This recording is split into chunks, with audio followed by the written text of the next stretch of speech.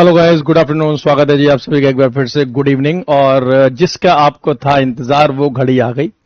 जिस क्लास का आप इंतजार कर रहे थे वो भी आ गया। जैसे कि मैं आप सभी को ज्योग्राफी भी भूगोल का सब्जेक्ट रेलवे जी के जीएस में ऑलरेडी पढ़ा रहा हूं। इसी उसी में ही मैं आपको अब पढ़ाने के लिए आगे जा रहा हूं हिस्ट्री। आज से हम हिस्ट्री इतिहास की शुरुआत कर रहे हैं। महीने की पहली तारीख, हफ्ते का पहला दिन, और इससे हम आज है 1 जून। 1 जून को हम ले रहे हैं रेलवे का जीएस हिस्ट्री के लिए आपके दीपक शर्मा सर के द्वारा। ज्योग्राफी ऑलमोस्ट आपकी मतलब 70% हो चुकी है। 70% से ज्यादा हमने ज्योग्राफी को, भूगोल को कर लिया है आप सभी के लिए। और इसलिए ज्योग्राफी की क्लास आपके लिए बहुत अहम है।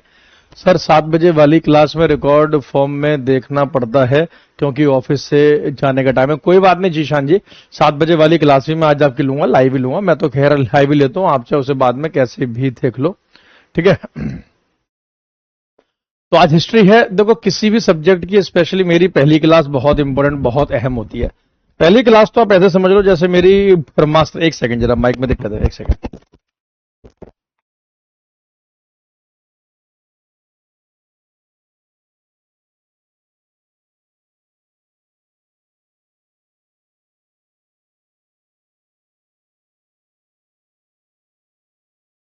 Hello hello, check check, mic testing. Hello, ठीक है भाई। हाँ। तबीयत कैसी है? तबीयत मतलब पता नहीं, शायद एक वीकनेस है, गले में खराश है। देखो, टीचिंग की यही दिक्कत है, जैसे एक बार खांसी हो जाए या गले में कोई इन्फेक्शन हो जाए तो बहुत लेट ठीक होता है। उसके पीछे वजह यह कि हम अपने गले को ज्यादा आराम नहीं दे सकते। टीचर्स के साथ एक दिक्कत है, एक तो पैर में मतलब जल्दी आपको दिक्कत शुरू हो जाती है, और एक है गला, इसमें आपको दिक्कत शुरू हो जाती है। जब से ऑनलाइन आया तो हैवी लाइटिंग की वजह से, देखो मैं आपको सिर्फ एक लाइट का एग्जांपल दिखाता हूं, ध्यान से देखना आप। ये देखो, ये इस समय अंधेरा है, एकदम अंधेरा है। ये इस समय लाइट ऑफ है। अब आप देखना, लाइट ऑन होते ही सवेरा सा हो जाएगा। ये सवेरा हो गया, देख रहे हो, इतनी हैवी लाइट है। मतलब कोई आम आदमी इसमें 5 मिनट खड़ा नहीं हो सकता। हमें पढ़ाते पढ़ाते थोड़ी आदत भी मतलब हो जाती है, लेकिन पहली बार कोई 5 मिनट भी इसमें अगर खड़ा हो जाए तो समझ लो पसीने तो घर छूट ही जाएंगे, उसके मतलब आंखों में भी दिक्कत होना शुरू हो जाएगी। श्रीकांत जी, जो मैं आपको हैंड रिटन नोट्स, तो ये जो कुछ भी मतलब आपको जो क्लास पीडीएफ आप तक मतलब पहुंचती है वो सारे हैंड रिटन नोट्स ही हैं। प्रिंटेड नोट्स में आपको ज्योग्राफी में रेलवे वाले बच्चों के लिए और स्पेशली मैं आपको दूंगा, ठीक है।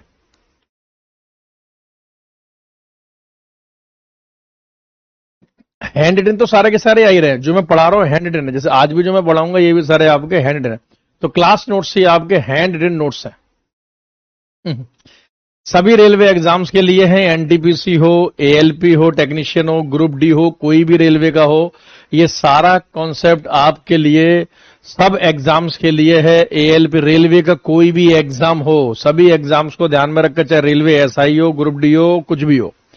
तो आज से हम हिस्ट्री यानी इतिहास की शुरुआत कर रहे हैं रेलवे में, ठीक है। तो अभी आप देखो, अभी तक मैंने एसएससी में पेड बैच में पढ़ाना शुरू नहीं किया है। मेरा पहला टारगेट रेलवे है। रेलवे वाले बच्चे मेरे पहला टारगेट है। नहीं राजनाथ जी, अभी तो हाल फिलहाल तो नहीं, आगे का बेटा पता नहीं, उनका पूरा फोकस मतलब एसएससी के ऊपर है, ठीक है। तो मैं आपको, चले भाई शुरुआत करते हैं। हाँ, ई बुक आपको अवश्य मतलब मिल जाएगी। ई बुक मैं आपको प्रोवाइड अवश्य करवा दूंगा, आप उसकी टेंशन मत लो। मेरी ई बुक है जीएस की, एकदम फ्री ऑफ कॉस्ट में आपको उसको दूंगा, तो उसके लिए आप कतई ही परेशान ना होइए। तो चलिए भाई, पहली क्लास एक ना जनरल वे में होती है, मतलब एक सब्जेक्ट का ओरिएंटेशन होता है कि हम सब्जेक्ट में क्या करने के लिए जा रहे हैं। इस पहली क्लास की जो खास बात है, मैं सबसे पहले आपको हिस्ट्री में वो टॉपिक्स दिखाऊंगा, वो टॉपिक दिखाऊंगा जिनसे पिछले 5 सालों में आपके क्वेश्चन बने हैं, ठीक है। तो पहले आप जरा एक बार इसका ओरिएंटेशन देखो भाई। तो जब आप ओरिएंटेशन देखोगे तो आपको पता लगेगा कि हिस्ट्री के ये कुछ वो टॉपिक है जिनसे गत वर्षों में, पिछले 5 सालों में कुछ क्वेश्चन बने। जैसे स्टोन एज, पाषाण युग से आपको क्वेश्चन आता ही आता है। स्टोन एज का मतलब है कि जब हमारे पूर्वजों ने, जब हमारे एंसेस्टर्स ने पत्थरों का इस्तेमाल किया, यानी कि पाषाणों का इस्तेमाल किया, वो शुरुआत हम इसी चैप्टर के साथ ही करेंगे। लेकिन आज नहीं, कल से आज कुछ हम और पढ़ेंगे, वो जो कि हिस्ट्री में हर किसी को पढ़ना चाहिए। ये आपको नोट करने की आवश्यकता नहीं है, पूरी पीडीएफ में आप तक अपलोड करवा दूंगा, आप तक मतलब पहुंच जाएगी, आप परेशान मत होइएगा। इंडस वैली सिविलाइजेशन, सिंधु घाटी की सभ्यता, इससे क्वेश्चन बने पिछले 5 सालों में रेलवे के आपके एग्जाम्स में। वैदिक सिविलाइजेशन यानी कि वैदिक काल या वैदिक की सभ्यता। जैन धर्म, बौद्ध धर्म, ये एक ही चैप्टर है, चाहे बेशक हम इसे अलग अलग लिखें। राइज ऑफ मगध यानी कि मगध का अगर हम पढ़े उदय, जैसे मगध साम्राज्य का मतलब आपका उभरा, कब उभर के आया। मौर्यन एम्पायर, मौर्य साम्राज्य, पोस्ट मौर्यन एम्पायर, उत्तर मौर्य काल यानी कि मौर्य काल और मौर्य काल के बाद वाला काल। ठीक, सिलेबस थोड़ा पीछे चल रहा हूं सर, ज्योग्राफी में कैसे मैनेज करूं, जॉब की वजह से थोड़ा पीछे हूं। कोई बात नहीं राजू सिंह जी, आप साथ साथ में टाइम निकालें, वीकेंड पे आपको ऑफ तो मिलता ही होगा वीक में, उस वीक पे आप सारा दिन पढ़ने की कोशिश करें, थोड़ा रात को 1 घंटा एक्स्ट्रा जगह, सुबह 1 घंटा पहले उठ जाएं। अगर आप 1-1.5 साल थोड़ा कम नींद भी ले लेंगे, आधा 1 घंटा, तो ऐसी कोई दिक्कत नहीं आएगी।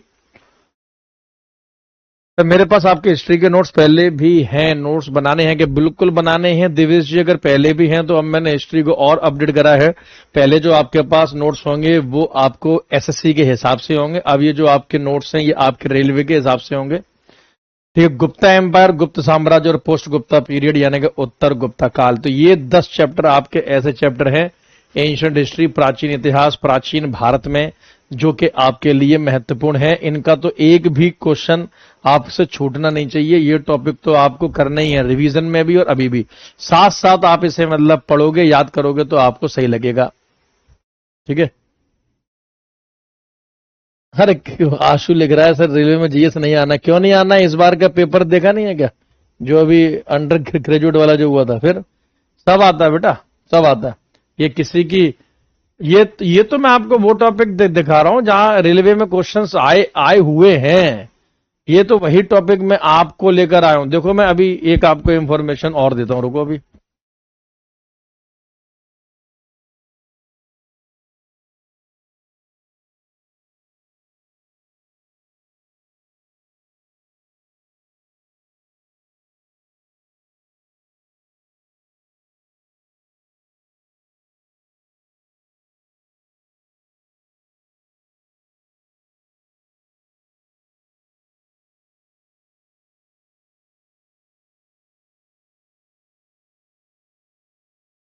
हाँ जी गाइस, तो अमित लिखता है ग्रुप डी में जीके का, हाँ अरे पूछेगा पूछेगा। देखो जैसे मैं आपको मतलब बताऊं, मेरे सामने एक पूरे क्वेश्चंस हैं, इस क्वेश्चंस का मैं आपको रिव्यू करता हूं।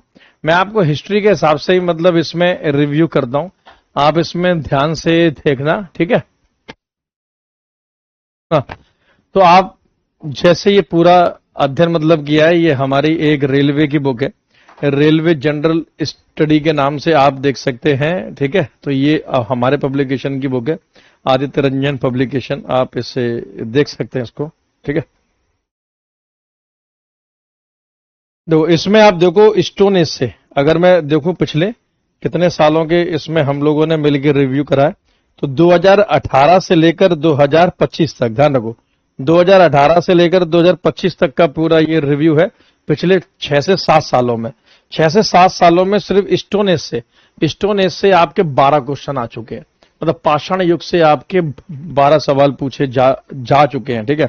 इंडस वैली सिविलाइजेशन, सिंधु घाटी सभ्यता से 15 क्वेश्चन आ चुके हैं, 15 क्वेश्चन। वैदिक सिविलाइजेशन, वैदिक सभ्यता से 12 क्वेश्चन आ चुके हैं, ठीक है। वो और मैं आपको दिखाऊंगा यहाँ जब क्लास शुरू कराऊंगा, आपको ईयर के साथ दिखाऊंगा मैं, ठीक। कुछ भी ऐसी बातें नहीं करता, जो आपके एग्जाम के काम का नहीं होगा वो मैं नहीं पढ़ाऊंगा, और सिर्फ रेलवे में पढ़ाएगा, सिर्फ रेलवे में काम नहीं आएगा, आपके जिंदगी में लाइफ टाइम काम आएगा। चाहे आप उसके बाद एसएससी दो, आप उसके बाद यूपीएसआई दो, बिहार एसआई दो, आप आईएएस दो, पीसीएस दो, आपको बहुत काम आने वाला है, ठीक है। जैन धर्म से आपके क्वेश्चन आए हैं 5, बौद्ध धर्म से क्वेश्चन अधिक आते हैं, तो इससे आए हैं 11। मगध से क्वेश्चन 3 है, राइज ऑफ मगध यानी कि 3। मौर्यन एम्पायर देखो छाया हुआ है 22 सवालों के साथ। पोस्ट मॉडर्न पीरियड से 16 क्वेश्चन है जी आपके, यानी कि 16 क्वेश्चन। गुप्ता एम्पायर से 24 क्वेश्चन है, और सबसे अधिक क्वेश्चन आपके पोस्ट गुप्ता पीरियड से 45 क्वेश्चन आए हुए हैं, तो 45 क्वेश्चन। समझ रहे हो? अब आप देखो ये आपके सामने है, ये पिछले 5-6 सालों का मैं आपको बता रहा हूं वर्गीकरण। यहां आप देखो मिडाइवल हिस्ट्री यानी कि मध्यकालीन इतिहास की अगर हम बात करें, तो मध्यकालीन इतिहास में दिल्ली सल्तनत से आए हुए हैं 42 क्वेश्चन, 42 क्वेश्चन अभी तक। भक्ति मूवमेंट से कम आता है चैप्टर, ये अब एसएससी में भी कम आता है, तो मैं इसके आपको नोट्स प्रोवाइड करूंगा या इसे पीपीटी के माध्यम से आपको फटाफट पढ़ा दूंगा। जो चैप्टर आपके लिए बहुत इंपॉर्टेंट होंगे मैं उन्हें हैंड रिटन ही आपके लिए पढ़ाऊंगा। विजयनगर और बहमनी साम्राज्य से इससे भी कम क्वेश्चन आते हैं, रेलवे में एसएससी में आते हैं, इससे 9 क्वेश्चन है। और मुगल एम्पायर से आप देखो 26 सवाल है। तो अगर आप देखोगे ये 4 टॉपिक आपके मिडाइवल हिस्ट्री मध्यकालीन में इंपॉर्टेंट है, ठीक है। और बड़े बड़े चैप्टर हैं, ये कोई छोटे छोटे चैप्टर नहीं है। जैसे सिर्फ दिल्ली सल्तनत कंप्लीट होने में 6 से 7 क्लास लेगा ये। संगम डायनेस्टी आपकी पोस्ट गुप्ता पीरियड में आती है बेटा, ठीक है। टॉपिक आप देखो, अगर हम मॉडर्न हिस्ट्री पे जाएं, आधुनिक इतिहास पे जाएं, तो देखो यूरोपियन से कितने क्वेश्चन हैं। तो यूरोपियन से आपके जो सवाल हैं दैट इज पीडीएफ मिलेगा बेटा आपको, ये लिखने की आवश्यकता नहीं। पहली क्लास हमेशा ओरिएंटेशन से है। लगभग यूरोपियन से 21 क्वेश्चन है, जैसे कि पुर्तगाली, डच, अंग्रेज लोग जो फ्रांसीसी आए 21 question. Rise of new states यानी कि नए राज्यों का जो उदय हुआ, इससे बहुत कम क्वेश्चन है, इससे ना के बराबर आते हैं 3। तो इसको हम अलग से नहीं देखेंगे, इससे हम साथ साथ में ही करा देंगे, ये चैप्टर अलग से नहीं लेंगे। रिलीजियस और सोशल रिफॉर्म बहुत इंपॉर्टेंट चैप्टर है, बहुत बोरिंग है, बहुत इंपॉर्टेंट है। 26 क्वेश्चन यानी कि 26 सवाल। 1857 का क्रांति एक छोटा सा चैप्टर लेकिन बहुत अहम है, 11 क्वेश्चन है जी आपके। इंडियन नेशनल कांग्रेस से अगर आप देखेंगे, भारतीय राष्ट्रीय कांग्रेस जो सेशन वगैरह आते हैं 15 क्वेश्चन। नेशनल मूवमेंट को मतलब जैसे यहां पर सेकंड और फर्स्ट लिखा है, मैं से पूरा महात्मा गांधी एरा के नाम से आपको मतलब कराऊंगा। इससे करीबन आपके क्वेश्चन है नेशनल मूवमेंट से 8 और 57, ये दोनों चैप्टर मिला के आप आइडिया लगाओगे करीबन आपके में क्वेश्चन पूछे जाते हैं 57 प्लस 8 यानी 65 क्वेश्चन। सबसे ज्यादा सबसे अहम चैप्टर आपके लिए यही है। गवर्नर जनरल से आपके अभी तक 11 क्वेश्चन आए हैं, और जो विद्रोह वगैरह आपके मतलब होते रहते हैं छोटे मोटे रीजनल, इससे 30 क्वेश्चन आए हैं। देख रहे हो, इतना ये इंपॉर्टेंस है पूरे इसमें। आपकी मॉडर्न हिस्ट्री बहुत महत्वपूर्ण है, आधुनिक इतिहास आपके लिए ज्यादा ठीक है महत्वपूर्ण है। आपकी ये क्लासेस रेलवे लेवल पे रेलवे के हिसाब से चलेंगी, रेलवे वालों के लिए ही चलेंगी। मैं कभी ऐसा काम नहीं करता हूं कि भाई एसएससी का रेलवे में पढ़ा दूं, रेलवे का एसएससी में पढ़ा दूं, नहीं। आप देखना, आप एसएससी का भी बैच लेके देख लेना, एसएससी में मेरे फॉर्मेट अलग रहेगा। अब देखो, अकबर का अगर बाप हुमायूं हो तो एसएससी में भी हुमायूं ही लिखाना पड़ेगा, लेकिन आपको क्लास लेने के बाद समझ में आ जाएगा कि एसएससी में मेरी अप्रोच एसएससी के हिसाब से रहती है और रेलवे में मेरी अप्रोच रेलवे के हिसाब से रहती है, ठीक है। पढ़ाते वक्त मैं आपको मोस्ट इंपॉर्टेंट टॉपिक भी बताऊंगा, इनके क्वेश्चंस भी आपको मतलब सॉल्व कराऊंगा। जैसे अब एक बच्चा बोला कि सर रेलवे में कैसे क्वेश्चन आते हैं, मैं एक आपको क्वेश्चन का सैंपल दिखाता हूं। ये देखो, ये एक रेलवे का एक क्वेश्चन है आप सभी के लिए, रेलवे का सवाल आप इसमें देख सकते हैं। प्री हिस्टोरिक एज का है, यानी स्टोन एज वाला जो आपका चैप्टर है वहां से है। भारत में पुरापाषाण काल को कितने चरणों में विभाजित किया गया है? How many stages of the Palaeolithic age are there in India, यानी कि पुरापाषाण काल या फिर पाषाण काल हमारे में कितने भागों में है? तो इसका आंसर देखो बहुत अच्छा क्या है कि स्टोन एज जो है, यानी पाषाण काल भी 3 भागों में ही है और पुरापाषाण काल भी 3 भागों में ही है। तो ऑप्शन नंबर सी आंसर हो जाएगा। ये क्यों हुआ ये मैं आपको आगे डिटेल मैनर में जब कराऊंगा तब आपको मतलब मैं बताऊंगा। जैसे एक क्वेश्चन आप और देखो पाषाण काल का, ये तो अभी हाल ही में आरपीएफएसआई 2024 में आया, पहली शिफ्ट का क्वेश्चन है। आप साफ साफ इसे देख सकते हैं, सबूतों के साथ आता हूं मैं, इधर उधर की बात नहीं करता हूं। बिकॉज अंजना ओम कश्यप जी कुछ भी बोले, मीडिया कुछ भी बोले, but I am a pure teacher. अगर अंजना ओम कश्यप भी मेरा बैच लेकर मुझसे जीएस में पढ़ेंगी तो उन्हें समझ में आएगा कि अभी तक उन्हें बहुत कुछ नहीं आता था और उन्होंने बहुत कुछ सीख लिया है ना। Which of the following periods came after the Palaeolithic period, जैसे कि निम्नलिखित में से कौन सा काल पुरापाषाण युग के बाद आता है?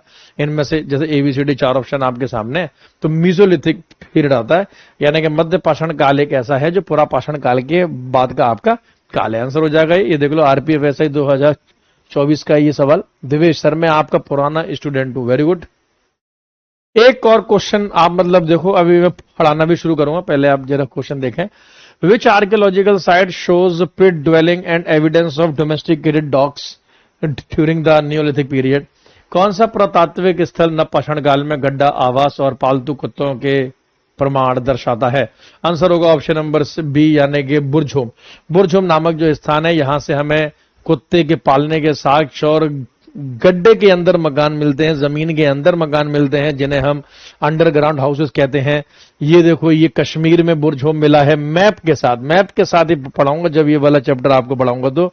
बुर्ज होम हिस्ट्री में आपने चित्र नहीं देखे होंगे, इमेजेस नहीं देखी होगी, बट विश्वास करो मैं आपको हिस्ट्री इमेजेस के साथ पढ़ाऊंगा। मैं आपको हिस्ट्री चित्रों के साथ मतलब पढ़ाऊंगा। जो चित्र जो है उसके साथ आप हिस्ट्री देखेंगे। आप डेफिनेटली चित्र के साथ, इमेजेस के साथ आपको हिस्ट्री देखने के लिए मिलेगी।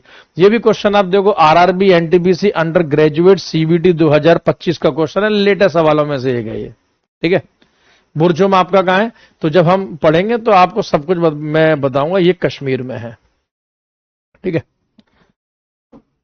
तो ठीक है गाइस, इतना जलवा बहुत है बताने के लिए। अब ऑफिशियली हम इसकी शुरुआत करते हैं, आपके इस सेशन की शुरुआत करते हैं।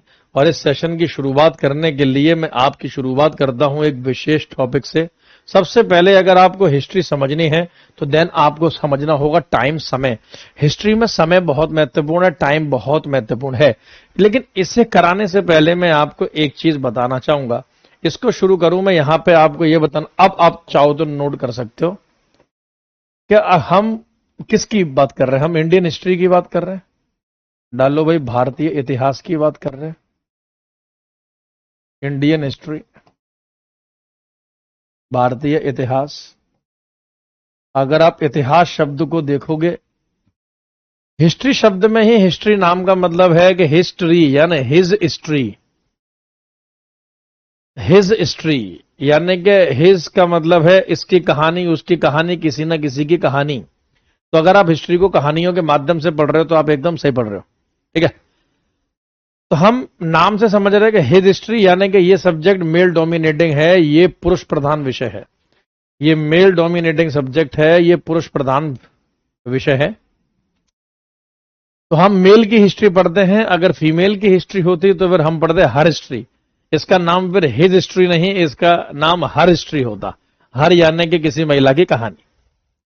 इंडियन हिस्ट्री का जो समय आपके पास है, ये शुरू होती है 2500 बीसी टू 1947 एडी। बीसी को हिंदी में कहते हैं ईसा पूर्व और एडी को हिंदी में कहते हैं ईसवी। अभी मैं सबको समझाऊंगा। आज ये पहली क्लास बहुत इंपॉर्टेंट होती है। पहली क्लास की क्लास खत्म होने के बाद आपके एडी बीसी ये सब सवाल आपकी जिंदगी में नहीं रहेंगे। मैं सारे सवालों का अंत कर दूंगा जी। ठीक है, करेक्ट है भाई।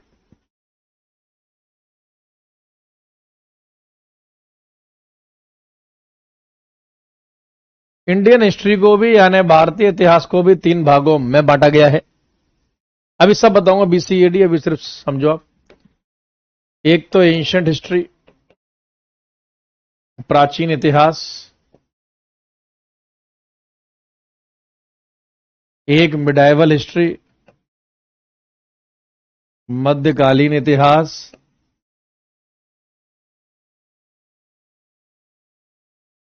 मध्यकालीन इतिहास। और एक आपका मॉडर्न हिस्ट्री।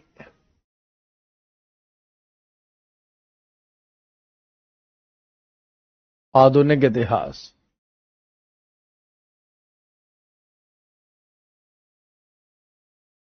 आधुनिक इतिहास।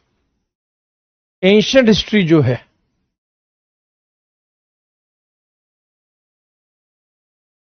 ये आपका समय है 2500 बीसी टू लगभग 700 एडी, 2500 ईसा पूर्व से लेकर 700 ईसवी तक।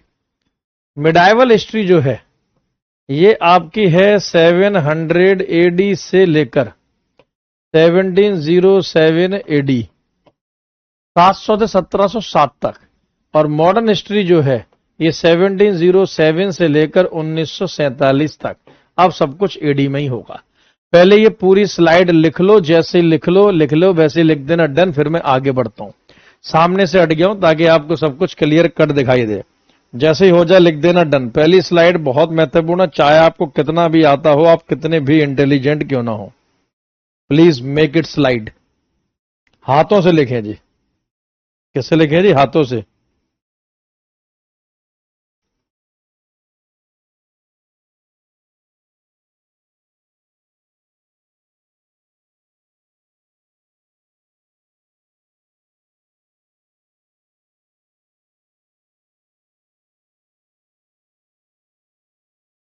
ईस्वी।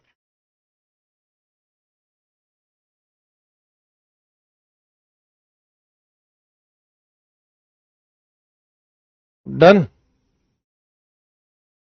Very good.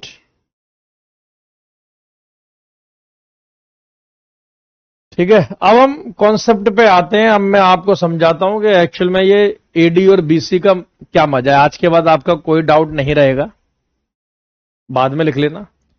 बीसी जो है, बीसी बीसी जो है, अब समझो जी यहां, अब इस स्लाइड का मजा है। ये जो आपका बीसी है, बीसी का मतलब होता है बिफोर क्राइस्ट। क्राइस्ट बोले तो ईसा मसीह, ईशु। हिंदी में कहते हैं ईसा पूर्व, यानी ईसा से पहले का समय। ईसा पूर्व, ईसा से पहले का समय, ईसा पूर्व यानी ईशु मसीह, ईसा मसीह से पहले का समय। तो ईसा मसीह से जो पहले का समय है उसे बोलते हैं बिफोर क्राइस्ट, शॉर्ट में बोलते हैं बीसी। ये सी लिखा है कॉमन एरा, इसी को बोलते हैं एडी। एडी की फुल फॉर्म है एनो डोमिनी। एनो डोमिनी शब्द का मतलब होता है in the year of the Lord, यानी ईश्वर के काल में, ईशु के समय में। तो इसीलिए हम इसको मतलब लिखते हैं ईसवी, इसको हम लिखते हैं ईसवी। ईसवी का मतलब है यानी ईशु के समय में। तो ये वो समय है जो ईशु के समय में चल रहा है, यानी कि ईसा मसीह का जो समय है। ठीक है, और ये वो समय है जो कि ईसा मसीह से पहले का समय है। क्योंकि देखो, अंग्रेजों ने पूरे विश्व पे राज किया है, पूरे संसार पे राज किया है। इन्होंने जो शासन किया है लगभग पूरे संसार पे, मतलब इन्होंने शासन किया है, पूरे विश्व के ऊपर इनका शासन है। और इसीलिए अंग्रेजों ने जो समय है वो अपने ईशु से शुरू करा है ईसाइयों ने। अगर सपोज करोगे पूरे संसार के ऊपर शासन हिंदुओं का होता, हिंदूज मतलब रूल करते, तो हो सकता है कि वो शायद समय की शुरुआत,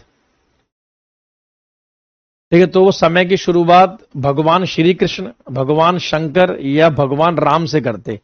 अगर मतलब शासन मुसलमानों ने करा होता, पूरे विश्व में मुस्लिम्स ने करा होता, इस्लाम ने करा होता, तो वो हो सकता है कि शायद मतलब समय के पूरे विश्व का जो समय होता वो अल्लाह से शुरुआत करते। अगर इस पे शासन सिखों ने करा होता तो फिर वो गुरु नानक जी के हिसाब से मतलब करते। तो अंग्रेजों ने कराया तो उन्होंने यीशु के हिसाब से कराया, यानी कि जीसस क्राइस्ट के हिसाब से कराया। इसीलिए अब देखो यहां से क्या है, जैसे ये 0 ईयर है, ये 0 साल है, तो 0 साल से पहले का जो समय है, ये जो आपका पूरा समय है, ये बीसी है। तो बीसी में क्या है कि हम इस समय से इस समय में आते हैं। भाई अगर मैं यहां, अंग्रेजों के इतिहास यहां से शुरू हुआ है, वो तो अंग्रेजों का इतिहास शुरू हुआ है ना, लेकिन हम जैसे लोगों का तो इतिहास अंग्रेजों से बहुत पहले का है। जैसे सपोज करो कि भाई हमारा तो इतिहास यहां से शुरू हुआ है सिंधु घाटी सभ्यता से, यानी ईशु से 2500 साल पहले। ईशु से 2500 साल पहले तो ये हो गया 2500 बीसी, यानी कि 2500 ईसा पूर्व, यानी ईसा से 2500 साल पहले। तो अगर आप यहां से यहां आएंगे तो टाइम उल्टा चलेगा ना, जैसे 2400 ईसा पूर्व, फिर आप देखो 2300 ईसा पूर्व, ऐसे ऐसे भाई 70 ईसा पूर्व, 2 ईसा पूर्व, 1 ईसा पूर्व, 0 सेंचुरी एडी, फिर यहां से शुरू हो जाएगा 1 AD, 2 AD, 3 AD, 4 AD, 5 AD, ये आपकी चल रही है 2026 एडी। तो कहने का मतलब ये है कि अगर मैं आपको सिंपल भाषा में बताऊं,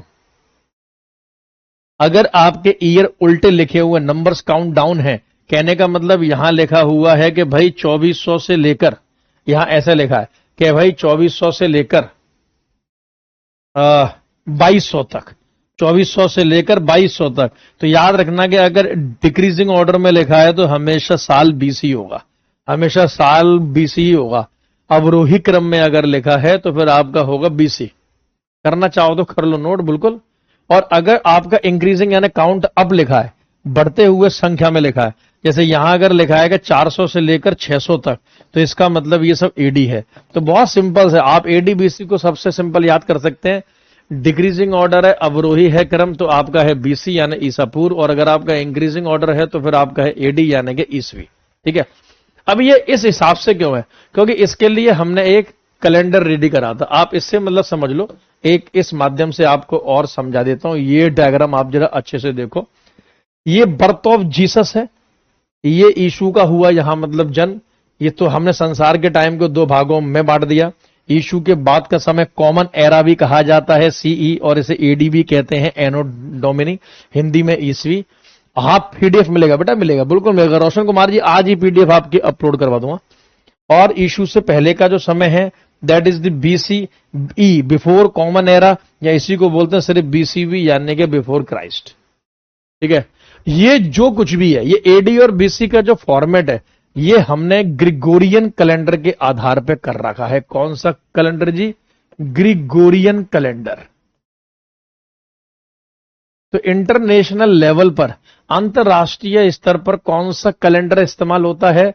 तो ये ईडी और बीसी का ये जो टाइम है, ईडी और बीसी का ये जो टाइम है, ये किस कैलेंडर के हिसाब से है? ये आपका ग्रिगोरियन कैलेंडर के हिसाब से है, ग्रिगोरियन कैलेंडर। तो विश्व में पूरे इंटरनेशनल लेवल पर, ग्लोबल लेवल पर, पूरे संसार में ग्लोबल लेवल पर ग्रिगोरियन कैलेंडर चलता है। ठीक है, संसार में यानी कि वर्ल्ड में आपका ग्रिगोरियन कैलेंडर चलता है, विश्व में आपका ग्रिगोरियन कैलेंडर चलता है। तो याद रखना कि ग्रिगोरियन कैलेंडर है ये। तो एडी और बीसी हम ग्रिगोरियन कैलेंडर के हिसाब से पढ़ते हैं। तो पूरे विश्व में अंग्रेजों ने शुरुआत करी ग्रिगोरियन कैलेंडर की। तो अब हम ग्रिगोरियन कैलेंडर को जरा अच्छे से देखते हैं। जब भी ग्रिगोरियन कैलेंडर की बात आएगी तो कुछ बातों को आपको विशेष रूप से याद रखना होगा। जैसे ग्रिगोरियन कैलेंडर का जो नाम है, अंग्रेजों के हुए पोप, साधु संत महात्मा पोप ग्रेगरी 13 यानी कि 13। ठीक है। तो पोप ग्रेगरी के नाम पर ग्रिगोरियन कैलेंडर का नाम है, क्योंकि इन्होंने ही इसको तैयार करा। इसकी डेफिनेशन देखो, Gregorian calendar is the most widely used civil calendar in the world today. It was introduced by Pope Gregory 13 in 1582। Gregorian calendar आज विश्व में सबसे अधिक उपयोग किया जाने वाला नागरिक कैलेंडर है। इसे पोप ग्रेगरी 13 ने 1582 में बनाया था। इससे पहले जूलियन कैलेंडर चलता था विश्व में। जूलियन कैलेंडर को हटाया और जूलियन कैलेंडर के हटाने के स्थान पर हम लेकर आए ग्रिगोरियन कैलेंडर। तो एक तो यहां से हमें यह पता चलता है कि ग्रिगोरियन कैलेंडर की शुरुआत 1582 से हुई है। तो 1582 से इंग्लैंड में, यूके में, ब्रिटेन में ग्रिगोरियन कैलेंडर शुरू होता है पोप ग्रेगरी के द्वारा। किसके द्वारा जी? पोप ग्रेगरी के द्वारा। ठीक है, 1582 में। अब इस कैलेंडर के बारे में मैं आपको कुछ और बताऊं तो इसका एक क्वेश्चन देखो। अगर क्वेश्चन बनेगा तो किस फॉर्मेट में बनेगा, एक सवाल भी आप जरा देख लो। Gregorian calendar was introduced by whom? Gregorian calendar किसके द्वारा लागू किया गया था? तो ग्रिगोरियन कैलेंडर लागू किया गया था पोप ग्रेगरी 13 के द्वारा। फिर यहां पे आपसे क्वेश्चन पूछा जा सकता है ईयर का, तो 1582। पोप ग्रेगरी कहां के रहने वाले थे? तो ये ब्रिटेन के रहने वाले थे, ये इंग्लैंड के रहने वाले थे। 1582 में इस कैलेंडर की शुरुआत हुई। एडी और बीसी सब कुछ इसी के हिसाब से चलता है। ठीक है, इस हिसाब से हम क्वेश्चंस को, फॉर्मेट को देख सकते हैं। अब चलो, ये तो बात हो गई कि आज के समय में विश्व में यही कैलेंडर इस्तेमाल होता है। इसी कैलेंडर के आधार पर ही आपके हैं जनवरी, फरवरी, मार्च, अप्रैल। This question give hint also, yes. ठीक है, तो वो आपसे ये भी पूछ सकता है कि विश्व में कौन सा कैलेंडर इस समय इंटरनेशनल लेवल पे ऑफिशियल है। तो हो सकता है फिर हिंट नहीं होगी, फिर सीधे ग्रिगोरियन कैलेंडर होगा। ले तो पूरे विश्व में है कि जनवरी, फरवरी, मार्च, संडे, मंडे, ट्यूसडे, इसके हिसाब से है। लेकिन क्या आपको पता है कि इंडिया का भी अपना एक कैलेंडर है? यानी कि हम इंडियंस ने भी इस कैलेंडर से पहले, ग्रिगोरियन कैलेंडर से पहले भी हमने एक कैलेंडर बनाया था। इंडिया में 2 कैलेंडर रेडी हुए थे। इंडिया में 2 कैलेंडर रेडी हुए थे। एक तो कैलेंडर रेडी हुआ था शक संवत के नाम से। एक हमने कैलेंडर रेडी किया शक संवत। याद रखना, शक संवत को 1946 में, 1946 में सरकार के द्वारा ऑफिशियली, आधिकारिक तौर पर हम लोगों ने इसको अपनाया। ऑफिशियली, आधिकारिक तौर पर हमने मतलब इसको अपनाया। ठीक है, तो पहले आप ये देखो, ये जो आपका शक संवत है, ये शक संवत हिस्टोरिक कैलेंडर ऑफ इंडिया, ये भारत का ऐतिहासिक है और इसे शालीवाहन शक भी कहते हैं। इसे शालीवाहन शक भी कहा जाता है। इस कैलेंडर का नाम शालीवाहन शक भी है। इसकी शुरुआत जो हुई थी 78 AD 78 ईस्वी में हुई थी, यानी ग्रिगोरियन कैलेंडर के करीबन 78 साल के बाद, ग्रिगोरियन कैलेंडर के 78 साल के बाद 78 ईस्वी में इसकी शुरुआत हुई थी। ये तारीख महत्वपूर्ण, आप इसे याद मतलब रखना, ठीक है। इस कैलेंडर की शुरुआत किसने की थी अभी ये हम आगे मतलब देखेंगे, लेकिन अभी आप सिर्फ इसका नाम देखो। इस कैलेंडर की शुरुआत की थी, राजा का नाम लिखो भाई, राजा कनिष्क। इस कैलेंडर की शुरुआत करी थी किसने? कनिष्क ने। कनिष्क के द्वारा इस कैलेंडर की शुरुआत की गई थी। किसके द्वारा? कनिष्क। कनिष्क राजा भी आपका आगे आएगा, ठीक है। शक संवत, शक संवत की चलो जो खास बात है वो मैं बाद में बताऊंगा। इसी प्रकार से अपने देश में एक कैलेंडर और शुरू हुआ और उस कैलेंडर का नाम था विक्रम संवत। उस कैलेंडर का नाम था विक्रम संवत। अच्छा, मैं आपको यहां पर यह बता दूं, ये जो शब्द संवत, संवत शब्द का मतलब ही होता है कैलेंडर, याद रखना। संवत शब्द का मतलब ही है कैलेंडर। संवत को हम कैलेंडर ही कहते हैं, ठीक है। संस्कृत में या हिंदी में हम इसे कहते हैं संवत, और वैसे हम इसे कैलेंडर ही कहते हैं। तो कैलेंडर का मतलब संवत या संवत का मतलब है कैलेंडर, ठीक है। संवत का मतलब है कैलेंडर।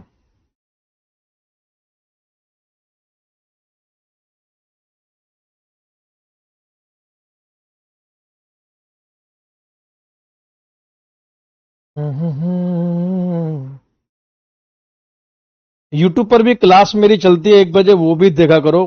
उसमें आपको मतलब बहुत ज्यादा फायदा होगा। उसमें काफी बेहतरीन लेवल के क्वेश्चंस मैं आप लोगों के लिए इस समय करवा रहा हूं, तो उसमें आपको डेफिनेटली बहुत फायदा देखने के लिए मिलेगा गाइस, ठीक है। विक्रम संवत की अगर बात करें तो जैसे उसे कनिष्क ने शुरू करा था, तो इसकी शुरुआत करने वाला था राजा विक्रमादित्य। ये हिंदू कैलेंडर के नाम से भी जाना जाता है। विक्रम संवत को हम एक हिंदू कैलेंडर भी कहते हैं। विक्रम संवत हो या शक संवत हो, उसमें महीने आपके इस हिसाब से मतलब होते हैं। जैसे पहला महीना आपका होता है चैत्र, याद रखना, यहां से क्वेश्चन आता है। इस हिसाब से क्वेश्चन आपको स्टैटिक जीके में देखने के लिए मिलता है। मैं हिस्ट्री में थोड़ा सा स्टैटिक जीके का पार्ट आपको मतलब करा रहा हूं, ठीक है। 1 बजे साइंस की क्लास होती है, अच्छा ऐप में होती है, ठीक है, कोई बात नहीं। तो मेरी यूट्यूब वाली बात में देख लिया करो। पॉलिटी भी बहुत जल्दी स्टार्ट कर देंगे आपकी। पहले जो हो रहा है, जैसे ज्योग्राफी हिस्ट्री हो रहा है, पहले उसको तो मतलब बढ़ो। एक ही दिन में ऑलरेडी 7-7 8-8 क्लास आपकी ऐप में रेलवे में अभी चल रही है, ठीक है। ये तो मैंने मतलब टीम के साथ में मिला, आदित्य सर के साथ मिला, मैंने थोड़ा सा उन्हें रिक्वेस्ट की, उन्हें किया फोर्स कि सर ऐसे अगर हम एक ही सब्जेक्ट जीएस में चलाएंगे तो बच्चों का सिलेबस रह जाएगा बहुत पीछे, क्योंकि जीएस एक बहुत लंबा सब्जेक्ट है, काफी लेता है टाइम। तो उन्होंने मेरी बात मान ली कि ठीक है सर, अगर आप बोल रहे हो तो आपकी बात हम मान लेते हैं और हम मतलब साथ में शुरुआत कर देते हैं एक और सब्जेक्ट की। जैसे पहला मंथ है चैत्र। चैत्र आप ऐसे मान के चलो कि मार्च और अप्रैल के महीने को कहा जाता है। ग्रिगोरियन का मार्च और अप्रैल का महीना यहाँ चैत्र है। बैसाख का मतलब अप्रैल से मई, ज्येष्ठ का मतलब मई से जून, आषाढ़ का मतलब जून से जुलाई, श्रावण का मतलब जुलाई से अगस्त, भाद्रपद का मतलब अगस्त से सितंबर, अश्विन महीने का मतलब आपका हो गया सितंबर अक्टूबर, कार्तिक का मतलब अक्टूबर नवंबर। अगर आपने सुना हो, आप तो मतलब इंडियंस ही हो, तो कार्तिक के महीने में लड़कियां, महिलाएं, स्पेशली कुंवारी लड़कियां जो होती हैं वो कार्तिक में नहाती हैं, यानी सुबह के 4 बजे के मुहूर्त में नहाकर पूजा करना, मतलब ऐसा कहा जाता है कि उन्हें आने वाले समय में उनके जीवन में शांति रहेगी और बहुत ही अच्छा मिलेगा उन्हें दूल्हा, यानी कि बहुत अच्छी उनकी शादी होगी। तो ये हमारे यहाँ मान्यताएं हैं, ठीक।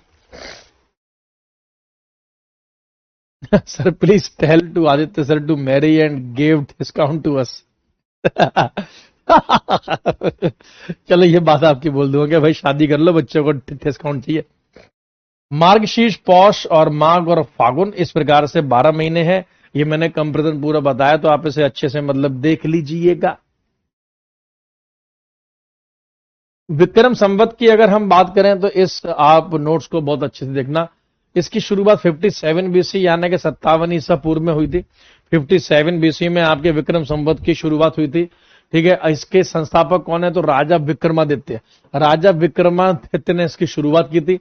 57 बीसी 57 ईसा पूर्व का मतलब समझ रहे हो? इसका मतलब हो गया कि करीबन अंग्रेजों के कैलेंडर से भी, अंग्रेजों के कैलेंडर से भी 57 साल पहले, अंग्रेजों का जो कैलेंडर आ रहा था 57 साल पहले, ठीक। और ये राजा विक्रमादित्य, ये कहां के राजा थे? तो आप लिख सकते हैं किंग ऑफ उज्जैन, ये उज्जैन के राजा थे। करीबन 14 हिंदू राजाओं ने विक्रमादित्य की उपाधि को अपनाया है, ठीक है। तो 14 राजाओं ने, ये लूनर सोलर वैसे दोनों ही हैं, लेकिन विक्रम संवत हो या शक संवत हो या ग्रेगोरियन हो, ये मेनली आपके सोलर बेस्ड है, यानी कि सूर्य आधारित है, ठीक है। स्टार्टिंग मंथ चैत्र, सबसे पहला जो महीना है वो चैत्र है। और अगर हम ग्रेगोरियन के साथ विक्रम संवत का संबंध देखें तो ग्रेगोरियन कैलेंडर में जो भी साल चल रही है, जैसे मान लो इस समय साल चल रही है 2026, इसमें 57 आप जोड़ दो, क्योंकि ये कैलेंडर ऐसे 57 साल पहले हुआ था। तो जरा फटाफट से कैलकुलेट करके तो बताओ, 2026 प्लस 57 हाउ मेनी? बताओ जरा, 2026 में अगर 57 जोड़ोगे तो कितना हो जाएगा बताओ? 2026 प्लस 81 कितना हो जाएगा जी गाइस?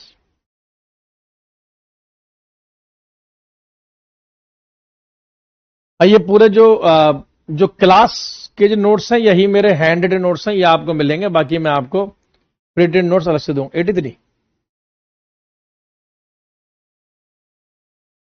जो भी आएगा वो इसका होगा आपका विक्रम संवत का साल, जैसे कि 2083, तो 2083 हो गया विक्रम संवत के हिसाब से, तो हम बोलेंगे कि संवत 2083, ठीक है, विक्रम संवत के हिसाब से।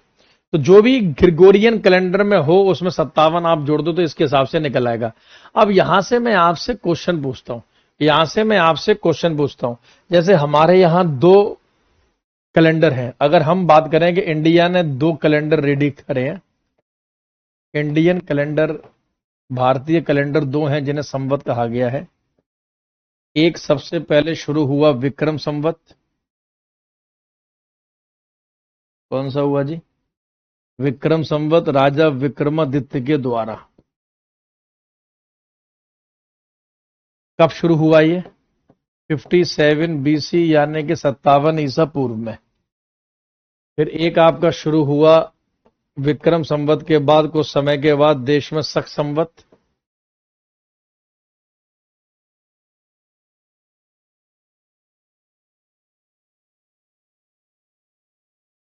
शक संवत, और शक संवत आपका शुरू हुआ 78 AD में, 78 ईस्वी में, 78 AD में, यानी कि 78 ईस्वी में।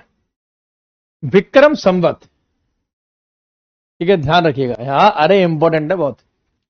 विक्रम संवत, ठीक है, विक्रम संवत और शक संवत, ये 2 संवत हैं, ये वो चलाया कनिष्क, ये चलाया राजा विक्रमादित्य ने।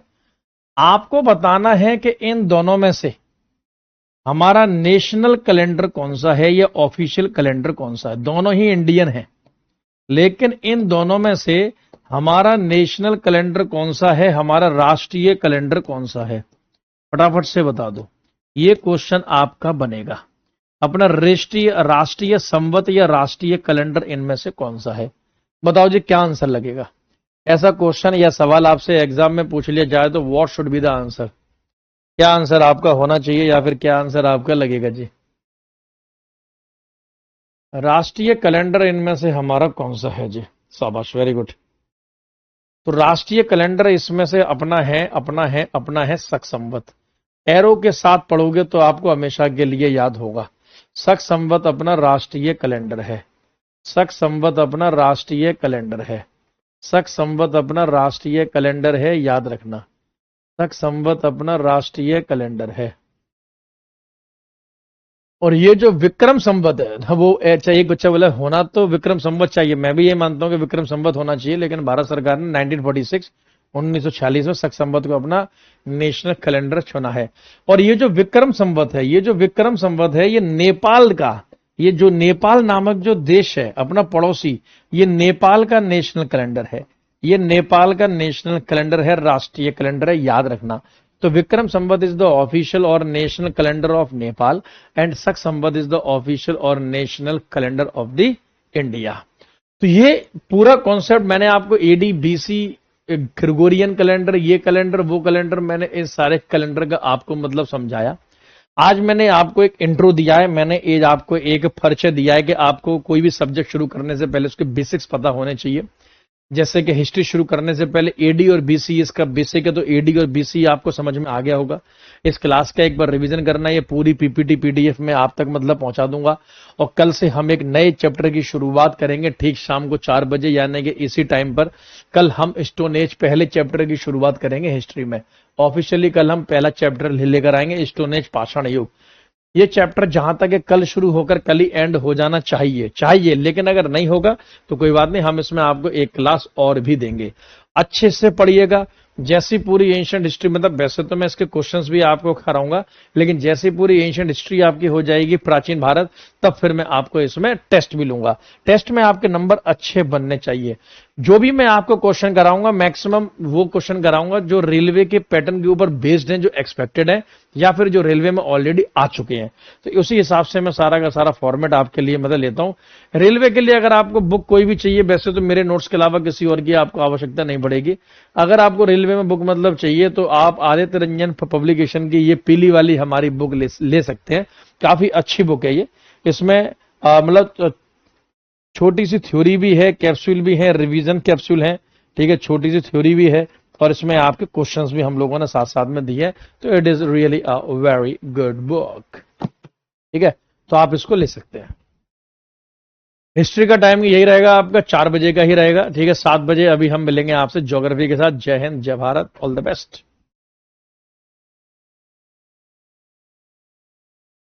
जीएस बाय दीपक शर्मा के नाम से आप टेलीग्राम ज्वाइन कर सकते हैं।